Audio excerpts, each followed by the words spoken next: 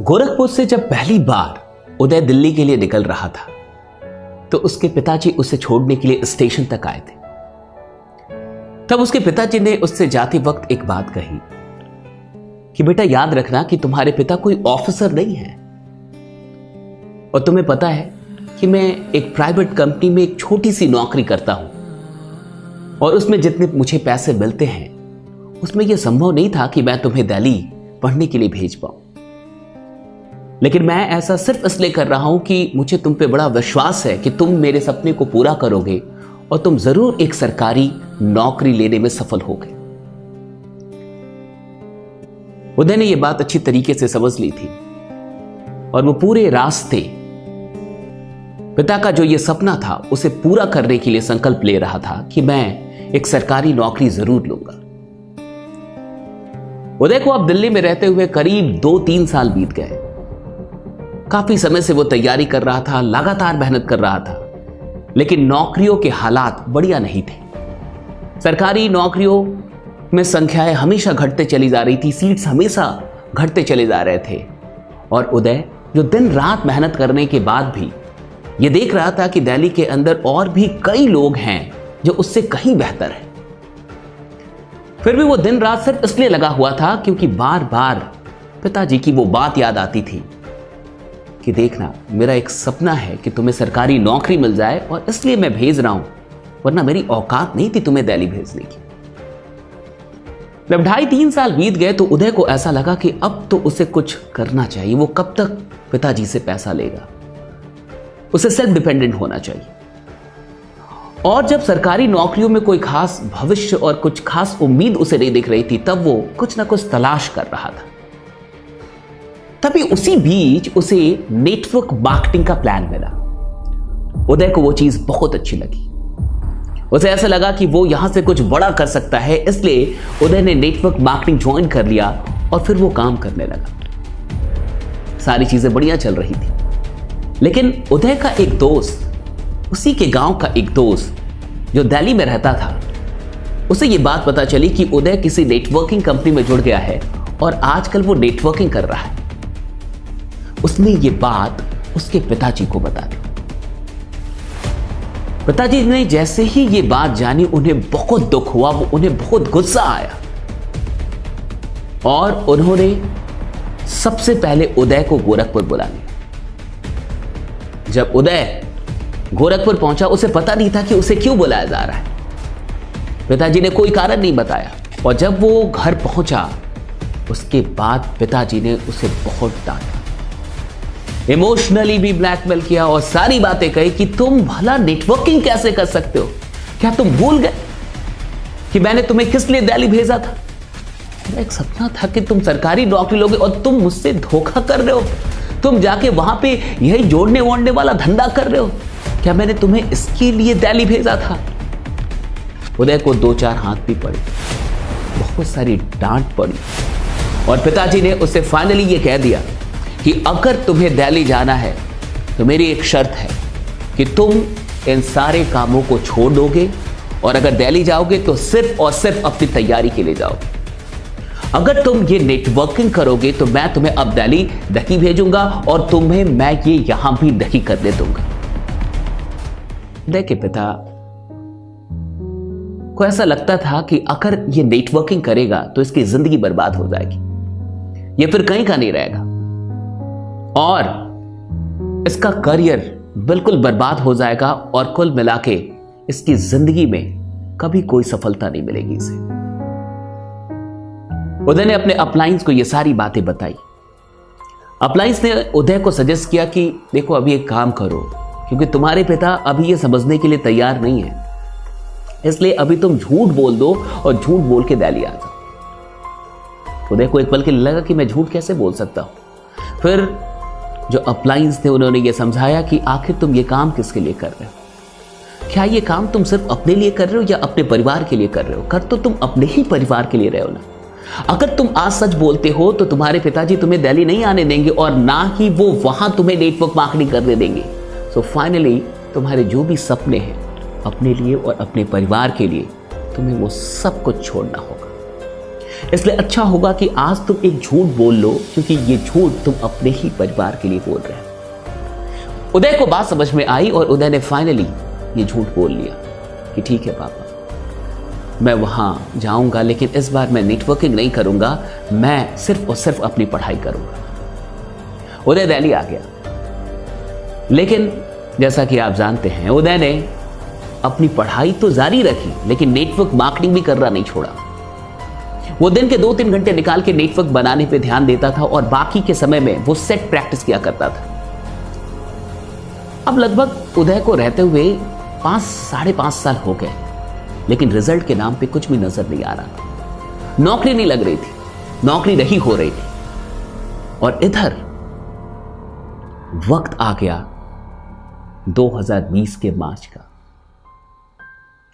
उदय की एक बहन थी जिसकी शादी होनी थी, और शादी फिक्स हो गई थी फरवरी में ही, और शादी होनी थी नवंबर-दिसंबर में। सारी डेट फिक्स थे, सब कुछ फिक्स हो चुका था। लेकिन मार्च में लॉकडाउन हो गया, और इसी लॉकडाउन में उदय के पिता की नौकरी चली गई। वो एक छोटे से कर्मचारी थे, वो भी एक प्राइवेट कंपनी में। उस कंपनी ने उन्हें नौकरी से तब निकाल दिया, और लॉकडाउन में उस कंपनी ने हाथ जोड़ लिया कि अब हम आपको पैसे नहीं दे सकते, सैलरी नहीं दे सकते, अब आप देख लीजिए। उदय के पिता ने कई बार मालिक के सामने ये याचना की कि उनकी बेटी की शादी होने वाली है, सब कुछ फिक्स हो चुका है, उनको पैसों की काफी आवश्यकता है, आप प्लीज मुझे नौकरी से मत निकालिए। ये सारी चीजें की, लेकिन वो कंपनी कुछ भी सुनने के लिए तैयार नहीं थी, और फाइनली उदय के पिता को नौकरी गंवानी पड़ी। इधर जो लड़के वाले थे वो बार बार ये कह रहे थे कि पैसा हमें कब तक मिलेगा। आप बेहतर तरीके से जानते हैं कि भारत में अधिकतर शादियां हो सकता है कि पेपर पे बिना दहेज के हो, लेकिन प्रैक्टिकली वहां दहेज चलता ही चलता है। कुछ शादियां डेफिनेटली होती है जहां दहेज नहीं चलता, लेकिन अधिकतर शादियों की रियलिटी आप बेहतर जानते हैं। उदय के पिता काफी स्ट्रेस थे, काफी टेंशन में थे कि आखिर अब वो क्या करें। उन्होंने ये सारी बात उदय की मां को बताई, और मां को सब कुछ पता चला। मां ने ये बात उदय तक पहुंचाई कि ऐसी ऐसी बात है, तुम्हारे पिताजी काफी टेंशन में है, बहन की शादी है, अब उनके पास पैसे नहीं और नौकरी भी जा चुकी। उदय ने घर में किसी को नहीं बताया था कि वो नेटवर्क मार्केटिंग कर रहा है, लेकिन अब उसे नेटवर्क मार्केटिंग करते हुए 2-2.5 साल हो चुके थे। उदय पैसे कमाता था, और पिताजी को बिना बताए वो मां को हर महीने 10-15 हजार रुपए भेज देता था, वो भी ये कह के कि वो ट्यूशन पढ़ाता है, और पिताजी को वो ये बात ना बताए। इस तरीके से वो मां को 10-15 हजार रुपए जरूर भेजता था, लेकिन बाकी के पैसे वो सेव कर रहा था, क्योंकि उसे डर था कि अगर पिताजी जान गए तो वो उसे फिर से दिल्ली में रहने नहीं देंगे और उसे घर वापस बुला लेंगे। उसने मां से कहा कि मां तुम टेंशन मत लो, मेरे पास कुछ पैसे हैं और बहन की शादी होगी, पिताजी से मेरी बात कराओ।